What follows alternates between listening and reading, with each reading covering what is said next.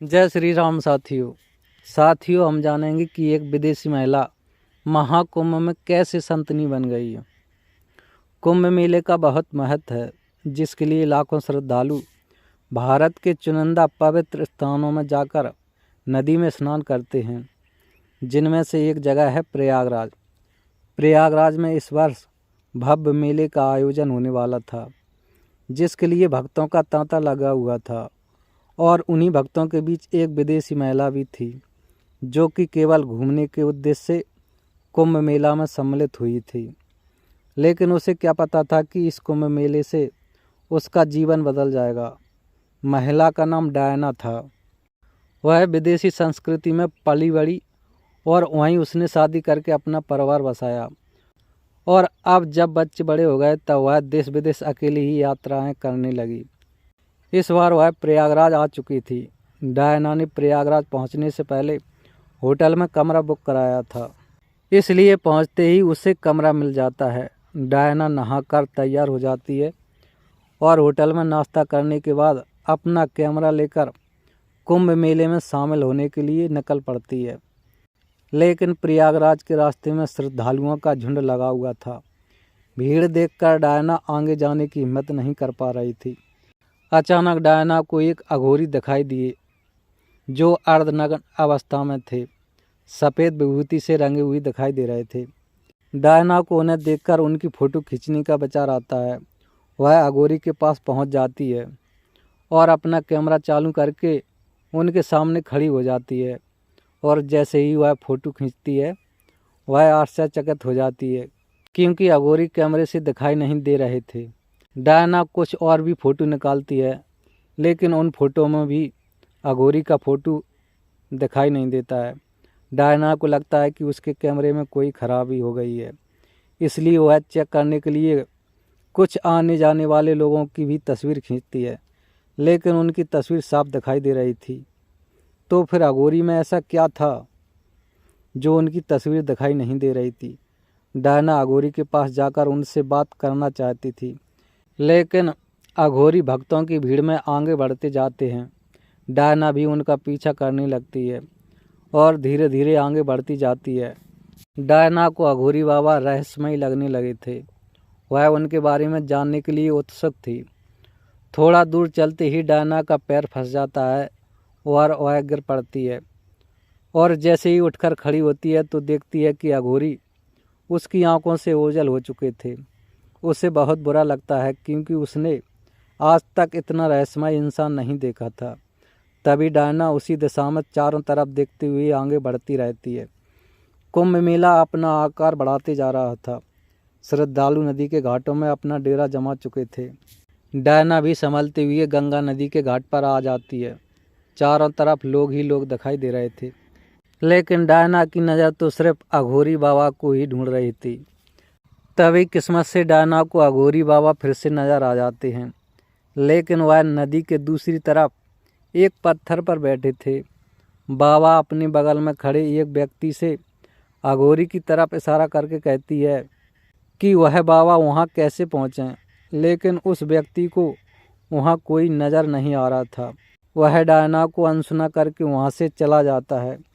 Diana नदी की दूसरी तरफ जाना चाहती थी, इसलिए वह एक नाव को किराए पर ले लेती है और उस पर बैठकर नदी के दूसरे किनारे पर पहुंच जाती है और उसी पत्थर के पास पहुंच जाती है जहां अघोरी बैठे हुए थे।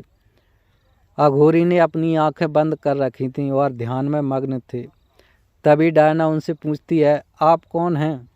आंखें खोलिए। अचानक अघोरी बाबा अपनी आंखें खोलते हैं और उन्हें देखती ही डायना डर जाती है, क्योंकि उनकी आंखें खून जैसी लाल दिखाई दे रही थीं। आंखों में खून उतरा हुआ था और भ्रुकुटी तनी हुई थी। अघोरी बाबा ऊंचे स्वर में कहते हैं, तुम यहाँ से चली जाओ। वह अघोरी बाबा से बात करना चाहती थी, लेकिन वह हिम्मत नहीं जुटा पा रही थी।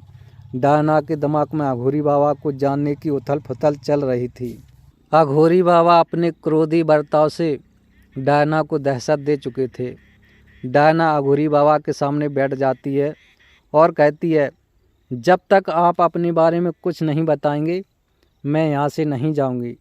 डायना की तीव्र इच्छा की वजह से अघोरी बाबा का हृदय परिवर्तन हो जाता है और वह डायना के सर पर हाथ रखकर पल भर में उसे अपने बारे में सब कुछ बता देते हैं। डायना आंखें खोलती है और वह शून्य हो जाती है। उसे अपनी ज़िंदगी की सारी बातें तुच्छ लगने लगती हैं। उसने जो जीवन जिया था वह किसी जानवर की तरह उसे नज़र आने लगता है, क्योंकि डायना सत्य को समझ चुकी थी।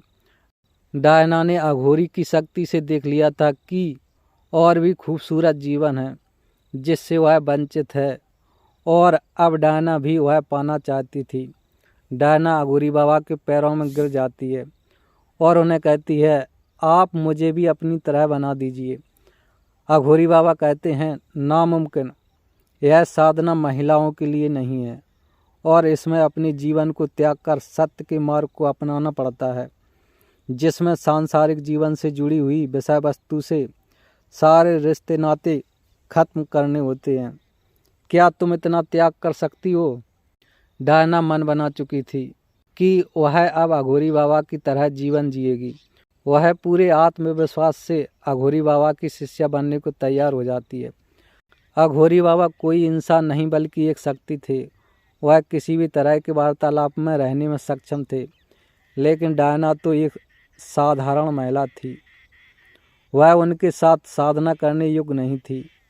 इसलिए वह डायना के लिए उन्हीं पत्थरों के बीच में अपनी चमत्कारी शक्ति से एक छोटी सी गुफा का निर्माण कर देते हैं और डायना के वस्त्रों को बदलकर उसे बैराग की वेशभूषा में ले आते हैं। और जैसे ही डायना पत्थर के ऊपर साधना के लिए बैठती है तो नदी के दूसरी तरफ कुछ लोगों को डायना एक देवी के रूप में नजर आने लगती है और कुंभ मेला में शामिल भक्त डायना के दर्शन के लिए उतावले हो जाते हैं। एक के बाद एक कई नाव नदी पार करके दूसरी तरफ पहुंच जाती है।